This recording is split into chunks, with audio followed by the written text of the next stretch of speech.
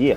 안녕하십니까 할러님들, 경원국입니다. 가치 투자의 대가보다 가치 투자를 더 잘하는 전략 만들기, 요거를 한번 제가 알려드리겠습니다. 딱 5분 만에 할 수 있어요.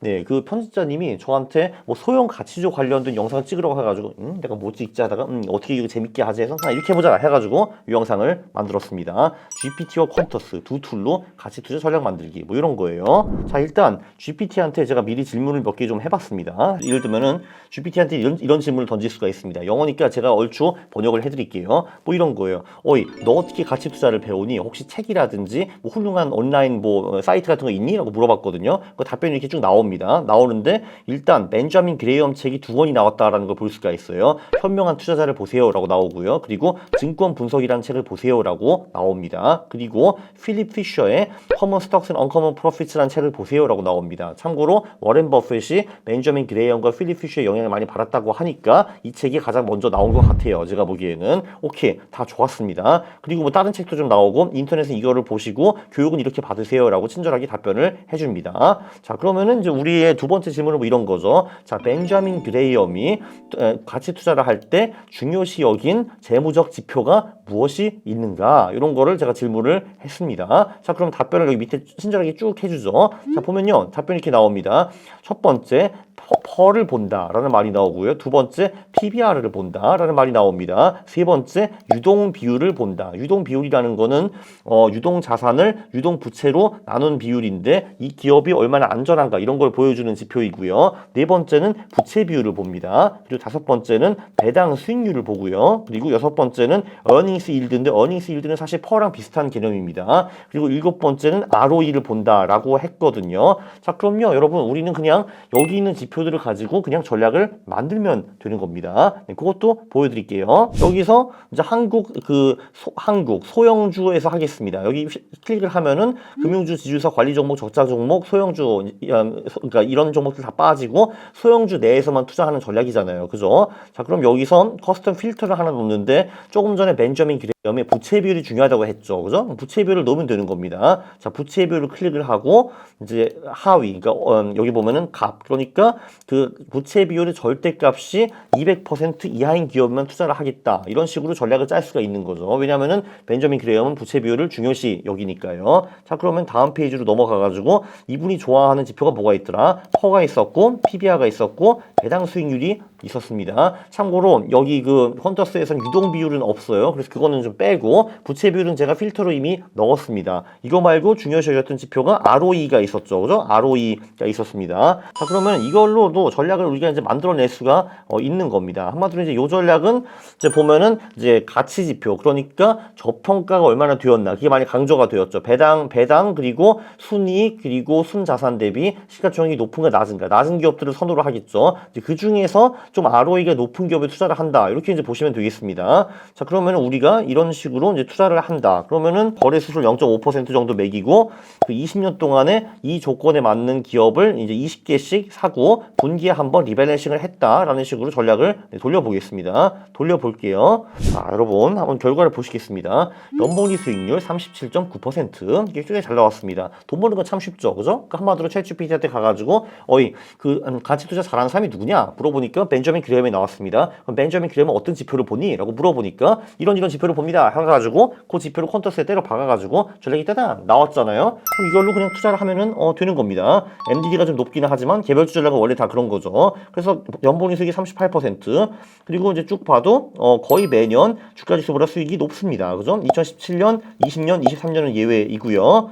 예, 그리고 이제 깨질 때는 많이 깨지는 전략이긴 한데 어쨌든 그 보면은 여기 그 최근 그 1년, 3년, 5년, 10년 동안에도 주가지수 코스피를 압도한다라는 거를 이제 볼 수 있습니다. 상당히 괜찮은 전략이죠. 그냥 벤저민 그레이엄이 어떤 지표에 투자하니? 라고 챗GPT에 물어보고 답변을 받으면은 콘터스에 때려 박아가지고 전략을 만들기, 굉장히 심플한 방법이었습니다.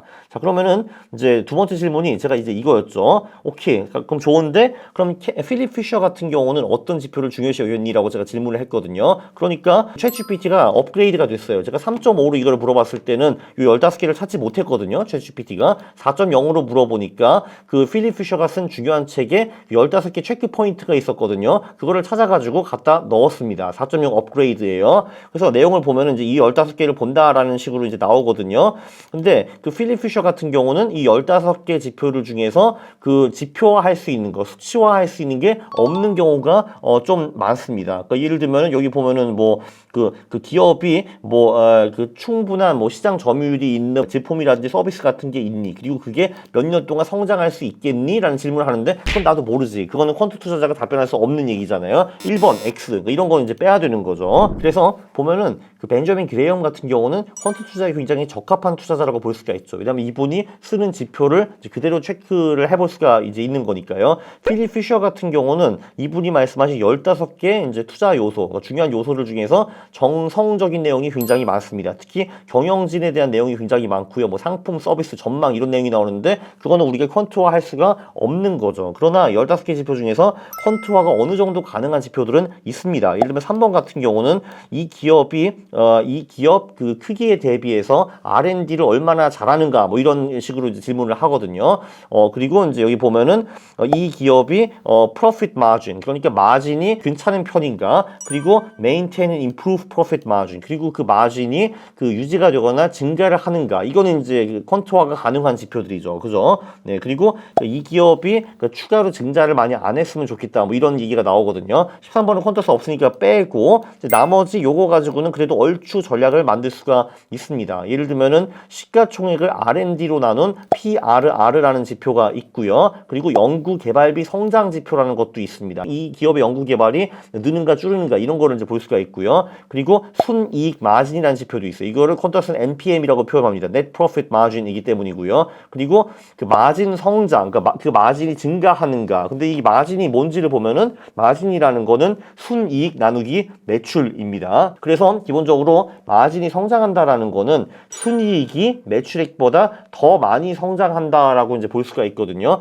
그거를 그냥 우리는 지표를 좀 바꿔가지고 그냥 뭐 순이익이 많이 성장하는 기업 이런 식으로 좀 대체를 해보겠습니다. 원래 이가 없으면 잇몸으로 이제 일을 해야 되는 거고요. 지표가 없으면 우리가 살짝 변형해서 만들어내는 겁니다. 왜냐하면 확실한 거는 순이익이 매출액보다 더 많이 성장해야지 순이익 마진이 성장하는 거거든요. 그래서 그런 식으로 대체를 해가지고 전략을 만들어 보겠습니다. 자, 그럼 다시 전략을 만드는데 저 팩터에서 그럼 퍼나 PBR는 빼죠. 그죠? 근데 요것도 빼고 그 대신 PRR를 넣고요. 예, 넣고 ROE는 필요가 없고 그리고 여기 보면은 NPM이라는 지표가 있었죠. 그죠? NPM이 있었고 그리고 이제 그 순이익 성장률 여기 하나 있고 그리고 여기 보면 연구개발비 지출 성장이라는 지표도 있습니다. 이렇게 4개의 지표를 가지고 전략을 만들어 보는 거고 이거는 이제 딱 보면은 이제 이게 필립 피셔 전략이라고 하기가 좀 어려운 게 필립 피셔는 15개 포인트를 강조했는데 우리는 여기서 수치화가 가능한 지표들만 뽑아가지고 전략을 만든 거잖아요. 그래서 이게 어떻게 보면 필립 피셔의 정신을 다 이어받았다라고 하기는 좀 어려운 전략이지만 뭐 예를 들면 한 20% 정도 이어받았다라고 볼 수 있는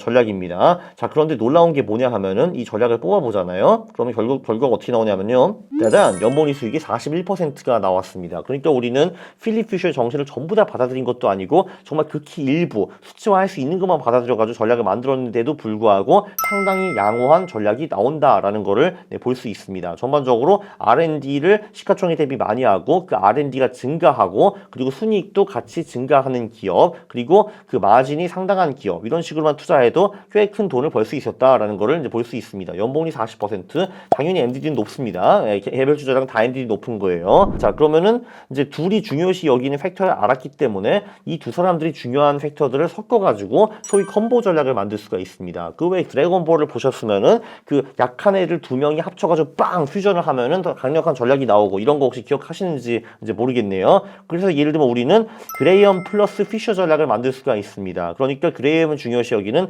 퍼와 PBR 지표 2개를 가지고 오고 그리고 피셔가 중요하는 뭐 순이익 성장률과 R&D 성장률 각각 2개 지표를 해가지고 4개 지표를 섞은 그레이엄과 피셔 퓨전 전략을 만들어낼 수도 있는 겁니다. 그것도 한번 잠깐 해볼게요. 자, 그러면은 여기서 팩터를 선택을 할 때 그렇지 순이익 성장 들어가고 연구개발비 성장 들어가고 그 대신에 NPM은 빠지고 여기 PRR도 빼고 퍼와 PBR로 이렇게 대체를 한번 해보겠습니다.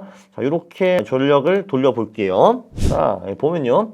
그치. 얘는 연볼이 43% 정도 나왔습니다. 그치. 퓨전의 위력이 그래도 어느 정도는 있네요. 이쪽이 37이고 얘가 41인데 빵 합쳐보니까 43이 나왔다라는 거를 볼 수 있습니다. 그러니까 자, 이런 식으로 그 GPT를 통해 가지고 그 힌트를 계속 받을 수가 있어요. 투자에 유용한 힌트. 그리고 특히 지표들을 받아보면 그거를 한번 가능한 선에서 헌터스에 한번 때려 박아 넣는 겁니다. 이런 식으로 전략을 이제 개발해 내는 거죠. 예, 그 요약을 하면은 자, 아직도 퀀트 투자를 못한다고 변명을 하십니까? 어이, GPT 위대한 투자자를 좀 읊어봐. 그리고 그 투자자가 중요시 여기는 지표가 뭐가 있니? 질문을 하잖아요. 그럼 지표를 던져주잖아. 그러면은 그 지표를 섞어가지고 퀀터스를 통해서 전략을 만들면 됩니다. 백테스를 뽑아내고요. 그리고 백테스를 뽑아냈으면은 그러면은 이거 가지고 전략이 쓸만하네. 그럼 종목을 뽑아가지고 매수하면 됩니다. 제가 한번 뽑아볼게요. 어차피 제가 이 전략을 투자하는 건 아니기 때문에 자, 그 무슨 종목이 나오니? 한번 찾아보겠습니다. 조금 전에 그 필립 피셔랑 벤저민 그레이엄을 합친 이제 전략이죠. 그럼 20개 종목으로 한번 뽑아볼게요.